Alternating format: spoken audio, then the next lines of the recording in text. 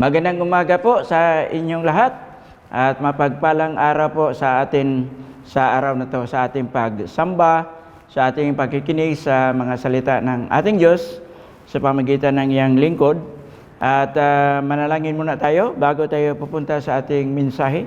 Aming banal na Diyos, salamat po sa umagang ito na patuloy mo po kaming iniingatan, ginagabayan sa araw-araw. Salamat po sa kalakasan at kalusugan sa aming mga pisikal na katawan, ganun din sa aming spiritual na buhay, Panginoon. Salamat po na patuloy yung mga pagkapala, pinagkaloob mo sa amin, kahit sa marami mga pagsubok sa panahon ngayon, pero ikaw po ay nagbigay sa amin ng kalakasan sa aming pananampalataya upang kami po ay magtagumpay sa anumang mga pagsubok sa buhay na aming kaharap. Panginoong Diyos, patawarin na po kami sa aming mga kasalanan at buksan ang aming mga isipan sa pakikinig sa iyong mga salita, Panginoon. Ito pong aming dalangin sa inyo, sa pangalan ni Jesus, na aming Diyos na tagapagligtas, sa pangalan ng Ama, ng Anak, ng Espiritu Santo. Amen. Mga kapatid, ang ating topic ngayon ay tungkol sa kaligtasan o salvation.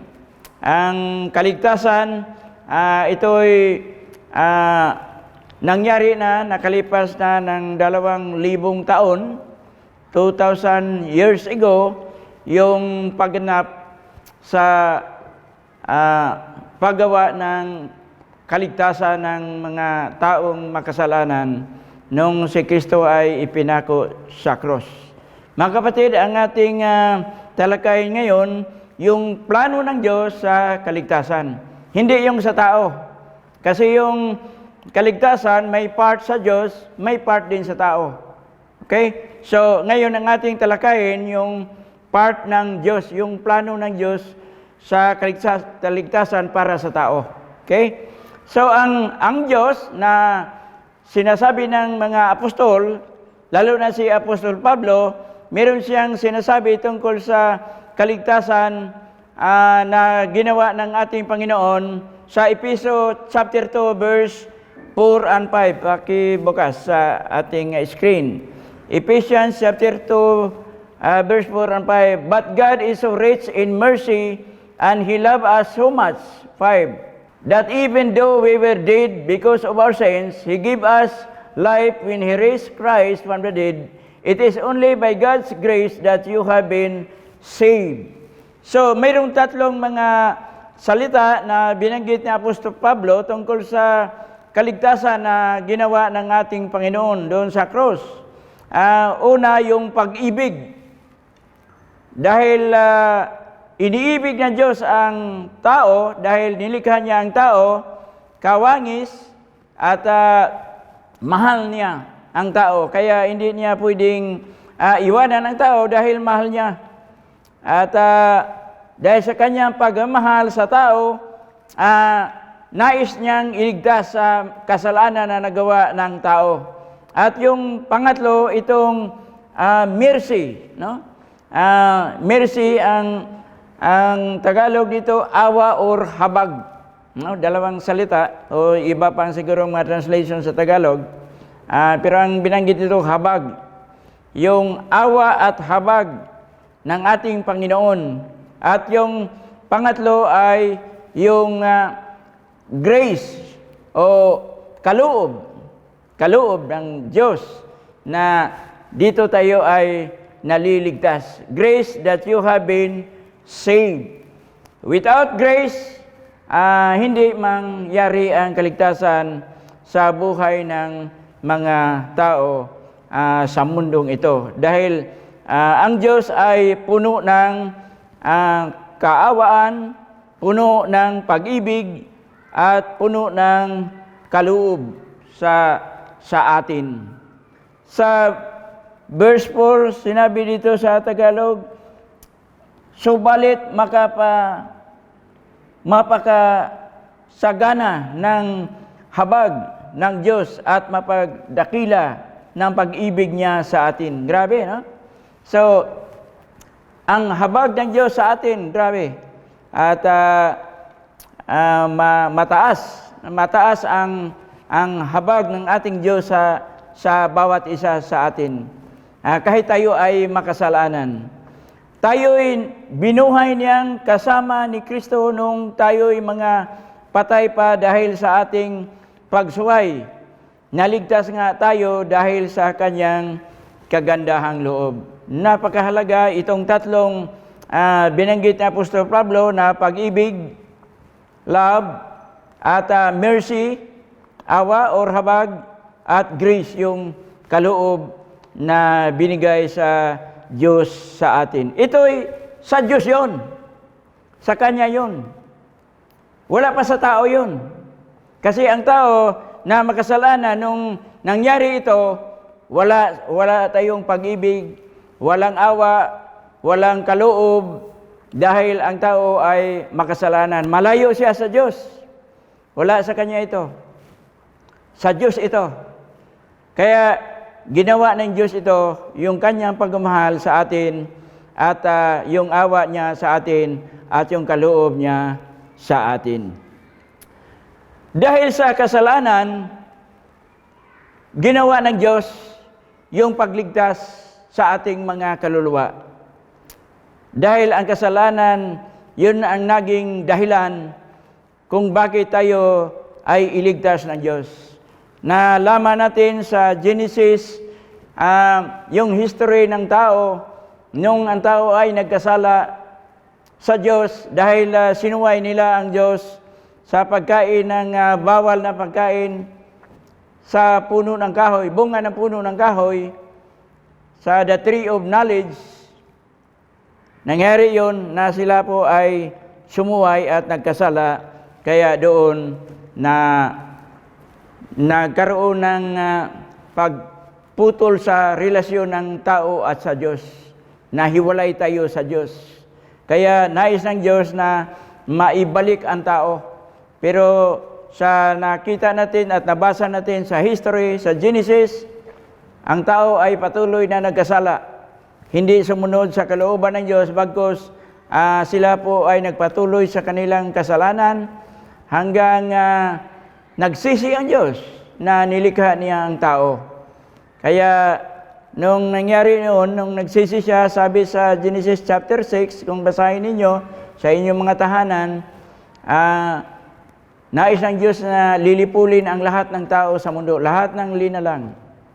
Nangyari nga, nung panahon ni Noe, mabuti na lang may isang tao at yung kanyang pamilya ni Noe na matuwid sa harapan ng Diyos at sumusunod sa kalooban niya, hindi natuloy yung paglipol sa lahat ng tao. Kundi si Noe ang pinili ng Diyos dahil siya po ay sumunod sa kanyang kalooban, at sa pamagitan ni Noe, dumami ang tao sa mundo. Pero ganoon pa rin, no? Napansin natin, ang mga tao ay talaga makasalanan. Kung tingnan natin yung bunga ni Noe, yung kanyang mga lahi, imbis si Noe ay matuwid sa Diyos, pero ang lahi niya masama pa rin. Grabe, no? Hindi talaga mapigilan ang kasalanan ng tao, hindi mabago ang tao, at ginawa ng Diyos ang lahat ng paraan nung panahon ni Noe hanggang dumating si Moses sa pagbigay ng mga batas o 10 Commandments. Pero kahit ganoon, wala pa rin. Hindi pa rin sumunod sa kalooban ng Diyos ang tao, nagkasala pa rin. Kahit may mga batas, sinusuway pa rin yung batas. Kasi sa batas, walang taong matuwid sa batas. Ito lamang ay nagpatunay na ang tao ay talagang makasalanan. Sa atin, ang mga batas, sinusuway pa rin. Hindi sinusunod. Kahit sa mundo natin, no?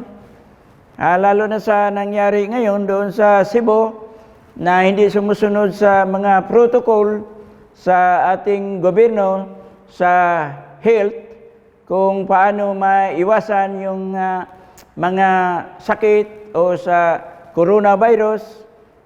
Maraming nahawaan doon kasi hindi nila sinusunod yung protocol, yung mga pamaraan na dapat gawin. Sabi nga, yung mga tao talaga matigas ang ulo. Matigas talaga ang ulo. Pero mahal pa rin ang Diyos. Kahit ang tao ay matigas ang kanyang ulo, hindi sumusunod sa kanyang kalooban, mahal pa rin ng Diyos ang tao. Dahil ang tao nga ay nilikha niya, kawangis niya, at kasing tulad sa image niya, kaya mahal niya talaga ang tao. So sa ating mga Bible, ating buksan sa Roma 6:23, "For the wages of sin is death, but the free gift of God is eternal life through Christ Jesus our Lord." Sapagkat ang kamatayan ang kabayaran ng kasalanan, ngunit ang libreng kaloob ng Diyos ay buhay na walang hanggan sa pamagitan ni Kristo Jesus na ating Panginoon. So, sa pamagitan ng kasalanan ng tao, ang kabayaran ay kamatayan. Ito, ang tinutukoy ito ay spiritual death. So, ayaw ng Diyos na ang tao mapunta sa kamatayan spiritual dahil ang ating kaluluwa pag namatay, hindi sumusunod sa kalooban ng Diyos, dalawa lang ang kanyang puntahan, langit at saka impyerno. Ayaw ng Diyos na ang tao ay hindi maligtas. Ayaw ng Diyos na ang tao ay mapunta sa impyerno. Gusto ng Diyos na ang tao ay makapasok sa kanyang kaharian, makapasok sa kanyang tahanan dahil ang Diyos ay nagmahal sa atin. Sa John 3:16, sinabi doon, no? "For God so loved the world that He gave His only begotten Son, that whosoever believeth on Him should not perish but have everlasting life." Sapagkat at gayon na lamang ang pag-ibig ng Diyos sa sangkatauhan, kaya't ibinigay niya ang kanyang kaisa-isang anak upang ang sino mang sumasampalataya sa kanya ay hindi mapahama kundi magkaroon ng buhay na walang hanggan. Grabe, no? So, dahil mahal ng Diyos ang tao, binigay ang kanyang bugtong na anak na si Jesucristo upang tayo po ay maligtas. Kaya, si Jesus is our Savior. Siya lamang, walang iba. Pero marami pa tayong pag-aaralan doon dahil sa ngayon ng mga panahon, maraming mga katuruan sa Biblia na minsan hindi naunawaan, hindi napag-aralang mabuti kung ano ba talaga ito mga katuruan ni Jesus Christ tungkol sa kaligtasan, mga kapatid. Kung tayo po ay ligtas, dahil niligtas tayo ng Panginoon, ito sa Diyos ito Wala pang par sa atin kasi plano pa ng Diyos yun. Pero ito nangyari na kasi nagawa niya yun. Tayo ay ligtas na. Tayo pa ay tawagin ng mga anak ng Diyos. Sa Roma 8, versikulo 15 hanggang 17, tingnan natin mga Bible. "So you have not received a spirit that makes you fearful slaves. Instead, you received God's Spirit when He adopted you as His own children. Now we call Him Abba, Father." So, kung tayo po ay tumanggap na sa Panginoon, ay ligtas na, tayo ay adopted Son of God. Tayo po ay tawagin mga anak ng Diyos. So, napakabuti ang Diyos dahil kahit tayo ay makasalanan, tayo po ay ginawa niyang anak ng Diyos. Mga anak tayo. So, napakahalaga sa buhay natin bilang tayo po ay mga anak ng Diyos. So, sabi ng iba, paano tayo magkaroon ng magandang relasyon sa Diyos? Paano tayo maging anak? Maging anak tayo kung tayo po ay may pananampalataya sa Kanya at sumunod sa kalooban ng ating Diyos. Base sa Bible na ating nabasa. Ngunit ipinadama ng Diyos ang Kanyang pag-ibig sa atin nang mamatay si Kristo para sa atin nung tayo'y makasalanan pa. Kaya sa pamamagitan ng Kanyang dugo, tayo ngayon ay napawalang sala at tiyak na maligtas tayo sa puot ng Diyos. Kaya tayo po ay niligtas ng ating Panginoon at tayo po ay naging anak niya. At mayroon pang isa dito na kung tayo po ay sumunod sa kalooban ng Diyos at tinanggap na natin ang Diyos, tayo po ay makapagmana sa kaharian ng ating Diyos. Sa Galatia 4, verse 4 hanggang 7, buksan na natin mga Bible. Dito, but when the right time came, God sent His Son, born of a woman, subject to the law. 5. God sent Him to buy freedom for us who were slaves to the law, so that He could adopt us as His very own children. 6. And because we are His children, God has sent the Spirit of His Son into our hearts, prompting us to call out, Abba, Father. Last verse. Now you are no longer a slave, but God's own child. And since you are His child, God has made you His heir. So, tayo po ay tagapagmana dahil tayo po ay mga anak ng Diyos. Sabi ni Apostol Pablo, kung tayo po ay tapat sa ating Panginoon. So, hindi lamang tayo maging anak ng Diyos o adopted son of God, at hindi lang tayo makapagmana sa Diyos, kundi tayo po ay makapunta sa kaharian ng langit. Tayo po ay makapasok sa kaharian ng langit. Sabi ni Kristo sa Juan 10:28. In John chapter 10, verse 28. 10:28. I give them eternal life, and they will never perish. No one can snatch them away from me.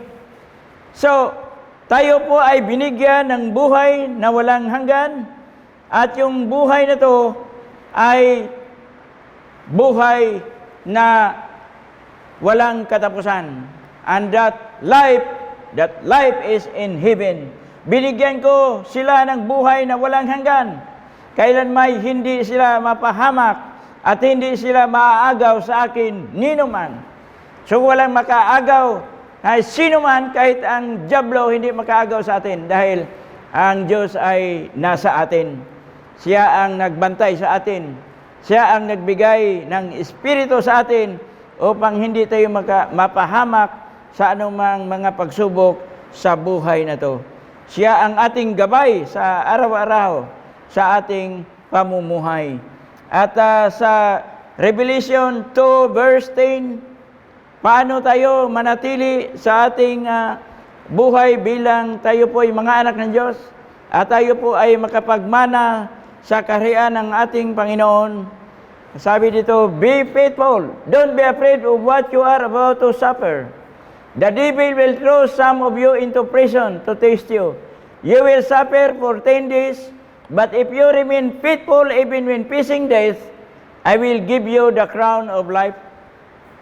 So, patuloy tayo sa paglilingkod, maging tapat, manatili sa ating pananampalataya, pagsunod sa kalooban ng Diyos, tayo'y bigyan ng crown of life. Bigyan tayo ng korona sa buhay. Yun ang pinagkaloob sa Diyos sa atin. Kaya dapat lang sa bawat isa sa atin ay maging tapat sa pagsunod sa kalooban ng ating Diyos. Sa huli sa Matthew 24:13, but the one who endures to the end will be saved. Sino yung manatili at tapat sa paglilingkod sa Diyos hanggang wagas, sila po ay maliligtas. So, ang kaligtasan na sa atin kung tayo po ay manatili hanggang katapusan ng mundo. Dahil ito po ang kalooban ng Diyos na ang tao maligtas sa panahon ng kanyang kasalanan. Mga kapatid, yun ang plano ng Diyos. The plan of salvation. Sa Kanya yun. Para sa tao. Pero ngayon, ano bang gawin natin? Marami nga nagsabi na yung plano ng Diyos, tanggap na namin. Ako po ay nanampalataya. Okay na yun. Pananampalataya, okay na. Ligtas na kami. Hindi na kailangan na sundin pa yung ibang mga katuruan. Sundin pa namin kung ano pang gagawin na sinasabi sa Biblia, yung mga turo tungkol sa baptism, turo tungkol sa communion, mga turo tungkol sa iglesia. Hindi na kailangan kahit anong pangalan ng iglesia dahil tama na yung ginawa ng Diyos nung siya po ay pinako doon sa krus. Okay na ba yun? Sa tingin natin, okay ba yun? O di kung okay yun, di wow. Di ba? Pero hindi yun ang tinuturo sa Biblia, mga kapatid. So, meron tayong party na gagawin, meron tayong mga gagawin upang masunod natin ang kalooban ng Diyos sa part natin. So, merong mga bagay na ating pag-usapan sa sunod na message natin dahil ito'y napakahalaga na mga bagay na kailangan magawa natin. So, sa Biblia, hindi lamang pananampalataya, kundi may gawa. Kasi sa Bible, kahit ang dyablo ay nanampalataya, kasi galing sila sa langit, nanginginig pa. Hindi lamang by faith alone, we are saved. Kundi mayroong gawa. Ano ba yung mga gawa? Yun ang ating message sa sunod na panahon na tayo po ay magsalita dito sa ating harapan. Nawa po, pagkaloob ng Diyos sa bawat isa sa atin, manatili tayong tapat sa Panginoon hanggang wakas at magkaroon tayo ng kaligtasan. Lalo na tayo mga Kristiyano na nakatanggap na sa Panginoon. Yung wala pa, yun ang ating subaybayan sa sunod na mga pagkataon sa ating mensahe. Tayo po ay manalangin. Aming banal na Diyos, salamat po sa umagang ito. Salamat sa iyong mga salita. Ang iyong plano sa kaligtasan sa bawat isa sa amin, Panginoon. Salamat po na nagawa mo 2,000 taon na nakalipas. Ang inyong mga anak na sumasampalataya sa inyo, sumusunod sa inyo, na pinagkaloob mo sa bawat isa sa amin ang iyong banal Espiritu upang masunod at magawa namin ang inyong kalooban. Hindi ang aming sarili, bagkus ikaw po ang masusunod, Panginoon. Dahil sinabi nyo, kung wala kayo, wala kaming magawa sa aming sarili kung wala ikaw, Panginoon. Gabayan na po ang bawat isa sa amin. Patuloy mong pagpalain, patuloy mong ingatan ang bawat isa sa amin, ang aming kalakasan, kalusugan, sa aming physical na katawan, ganun din sa spiritual naming kalakasan. Nawa po, patawarin na po kami sa aming makasalanan naming nagagawa, sa aming mga pag-iisip, sa aming mga salita, at sa aming mga kilos, Panginoon. Ito po ang aming dalangin sa inyo sa pangalan ni Jesus, na aming Diyos ang tagapagligtas, pangalan ng Ama, ng Anak, ng Espiritu Santo. Amen.